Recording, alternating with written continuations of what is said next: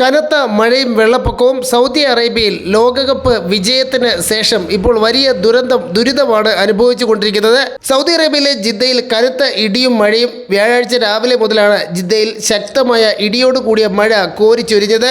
രാവിലെ മുതൽ ആകാശം മൂടിക്കെട്ടുകയും ദൂരക്കാഴ്ച കുറയുകയും ചെയ്തിരുന്നു. 2 മണിക്കൂറിലധികം നീണ്ട മഴ താഴ്ന്ന പല പ്രദേശങ്ങളെയും റോഡുകളെയും വെള്ളത്തിനടിയിലാക്കി. നിരവധി വാഹനങ്ങൾ വെള്ളക്കെട്ടിൽ കുടുങ്ങി. വീടുകൾക്കുള്ളിലേക്കും കച്ചവട കേന്ദ്രങ്ങളിലേക്കും വെള്ളം കയറി. മുൻകരുതലായി റോഡിലെ അണ്ടർപാസുകളിൽ വെള്ളം കെട്ടി നിൽക്കാതിരിക്കാൻ ആവശ്യമായ ക്രമീകരണങ്ങൾ ഒരുക്കിയിട്ടുണ്ടെങ്കിലും ചില അണ്ടർപാസുകൾ ട്രാഫിക് വിഭാഗം അടച്ചു.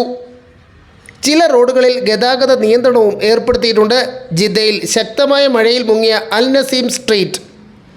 മക്ക മേഖലയിൽ ജിദ്ദ അടക്കമുള്ള പട്ടണങ്ങളിൽ വ്യാഴാഴ്ച മഴയുണ്ടാകുമെന്ന് കാലാവസ്ഥാ വകുപ്പും സിവിൽ ഡിഫൻസും ബുധനാഴ്ച വൈകിട്ട് തന്നെ മുന്നറിയിപ്പ് നൽകിയിരുന്നു. ഇതേ തുടർന്ന് ബന്ധപ്പെട്ട വകുപ്പുകൾ വേണ്ട മുൻകരുതലുകൾ എടുത്തിരുന്നു.